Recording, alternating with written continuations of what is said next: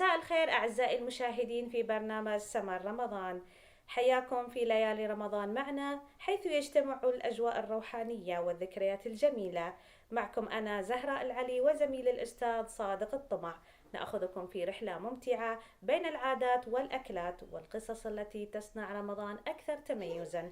نجلس على مائدة الحوار، حيث نستضيف معنا الشخصيات المميزة ونغوص في تفاصيل الشهر الفضيل، من الأكلات إلى القرقعان، ومن الأعمال العبادية إلى الأنشطة الاجتماعية.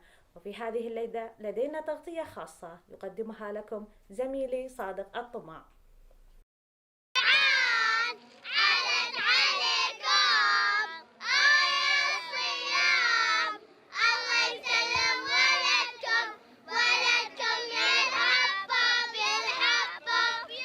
انزين تعال واقفة وين القرقعة؟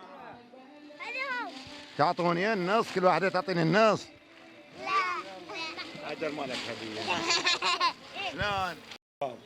الوضع الحمد لله كل سنة، وهالسنة ان شاء الله ممتاز الحمد لله. نحتفل بالتراث هذا، مولد الامام الحسن سلام الله عليه، وان شاء الله ان نوفق كل سنة ان شاء الله، والحاضرين ان شاء الله. ان شاء الله تتوفق واحنا وياكم ان شاء الله على خير ان شاء الله. الله يحفظكم ويطول بعمركم ان شاء الله يا ابو احمد.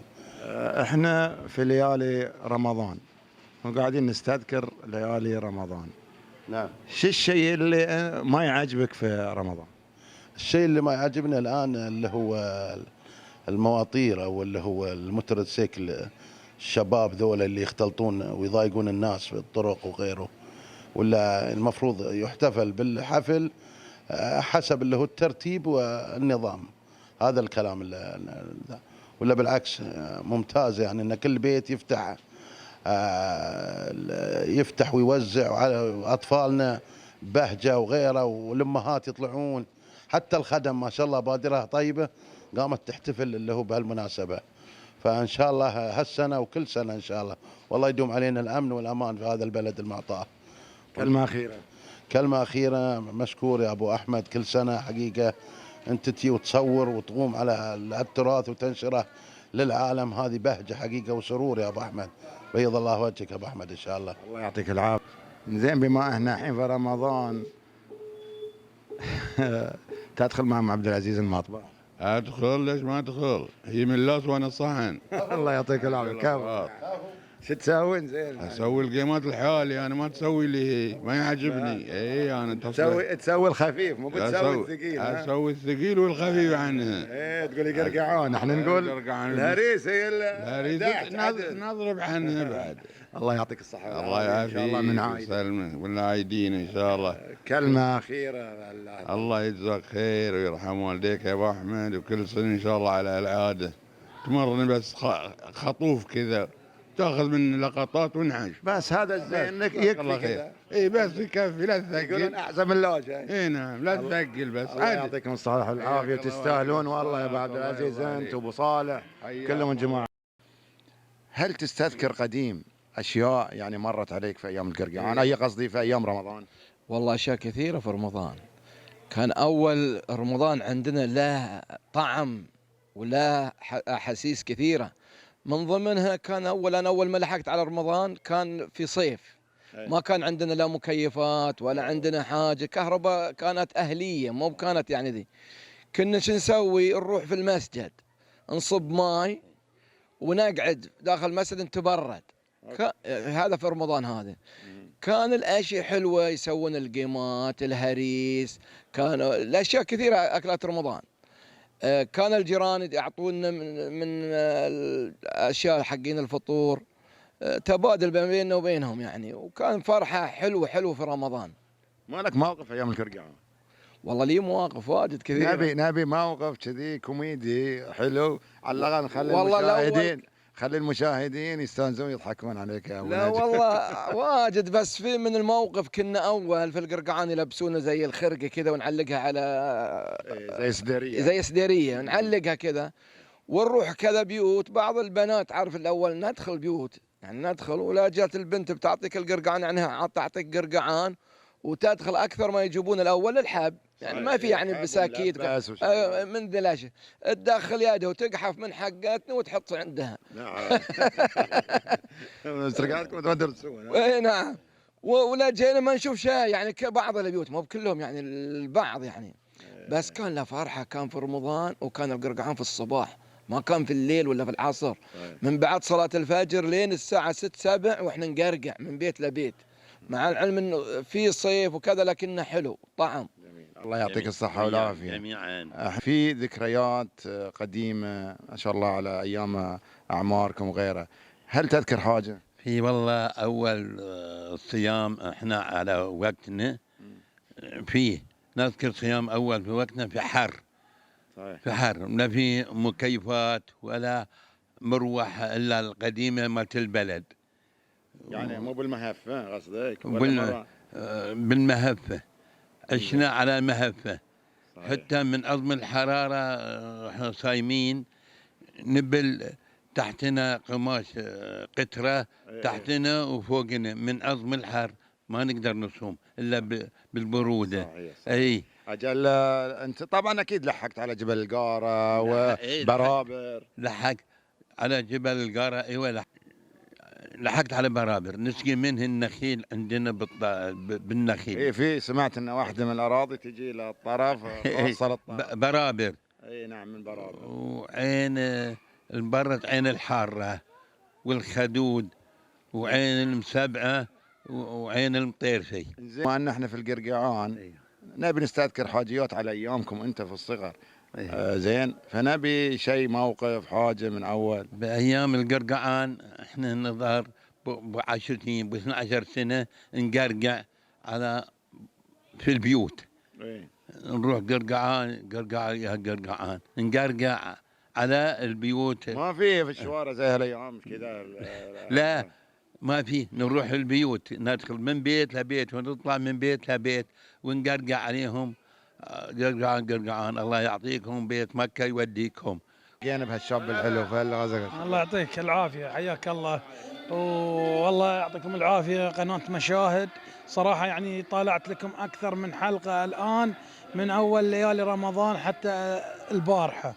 بسم الله ما شاء الله، يعني برنامجكم روعة روعة بقيادة أبو أحمد المخرج وبقيادة المصور، وأشكر كل طاقم الفني حق قناة مشاهد. وطبعا احنا في شهر الخير، في شهر الفضيل، مبارك عليكم الشهر جميعا. والليلة فرحة القرقعان وفرحة أهل البلد أهل الطرف، وإذا التم بعضهم بعض يعني هذا شيء كبير والله الحمد. وإن شاء الله تعدي الليلة بخيرها وشرها إن شاء الله. ما نرى أي، لأن نشوف بعض السيارات والشباب يعني اللي هو السيايير وكذا ينخاف عليهم، فنتمنى السلامة بالأول، وإن شاء الله ربي يحافظ الجميع. والله يعطيك العافية أبو أحمد. ليالي رمضان يعني شلون رمضان اليوم؟ والله رمضان نقول مو مكتمل إلا بوجود الوالد، يعني يصير حلو، نص حلو ونص مو حلو، لأنه هذا سنة الحياة طبعا. الحمد لله على كل حال. الله يغفر له ويرحمه إن شاء الله، ونوجه له الرحمة والمغفرة في هالحلقة المباركة إن شاء الله. والله يعطيك العافية. تستذكر قديما أول أيام القرقعان، هل في مواقف صارت عندك؟ مواقف طبعا الأول يختلف طبعا.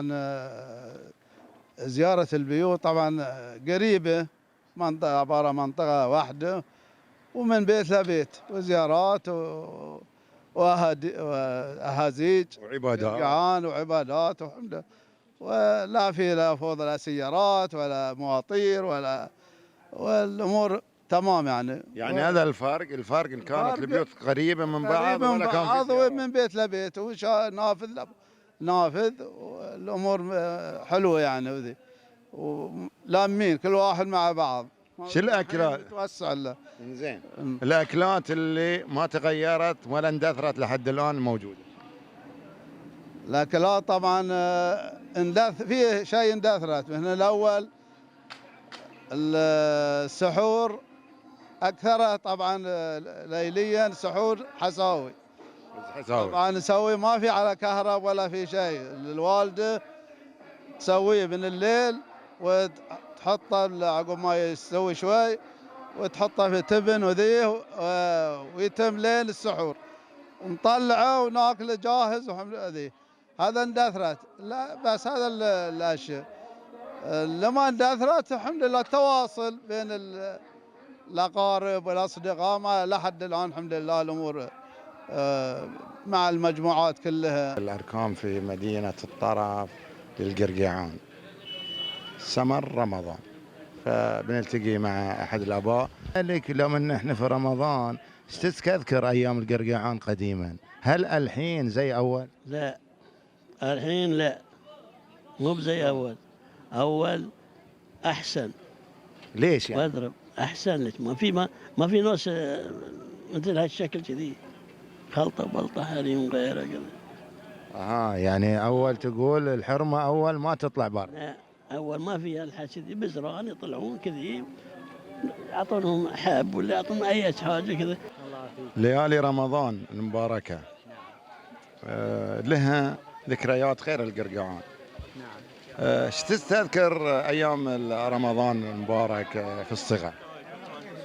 والله ايام رمضان في الصغر هو اجتماعنا وتنقلنا من بيت الى بيت في قراءة القرآن وقراءة الأدعية واحياء ليالي رمضان، والدورات كان فيه اهتمام اكثر واكثر، ولو ان الان في برضو اهتمام، لكن اول كان فيه اهتمام افضل يعني الان. نبي نصيحة من قلبك خاصة في ليالي رمضان تنصحها للشباب، للشابات، للأولاد، للأمهات، للآباء؟ هو ليالي رمضان غنية بالأدعية وغنية بقراءة القرآن. النصيحة هو أن الإنسان ينظر إلى نفسه ويحاسب نفسه ويحاول يتغلب على هواه، أن إذا كانت عنده ذنوب أن الآن. اللهم ساعدنا بهالليلة المباركة بلقاء بك، وهم استذكرنا أيام الماضي وأيام هالبراحة والبراحة الثانية ما شاء الله، يعني لها رونق صحيح منطقتنا القديمة، وانتقلنا اليوم كان عندنا ركن في المنطقة الجديدة فرجعنا للقديم. الله يعطيك الصحة والعافية. الله يعافيك، رحم الله الماضين وحفظ الله الباقين إن شاء الله، وإن شاء الله العادة هذه لن تنقطع إن شاء الله. حياكم الله يا أبو أحمد. الله يطول عمرك. الحمد لله والشكر لله. ما شاء حياكم الله الله ما شاء الله. شوف هناك، شوف تفضلوا يا مرحبا. شوف هلا فرحان هناك. حياكم الله. ما شاء الله يا أحمد، ما شاء الله. تعرفون تقرقعون؟ قرقعتوا.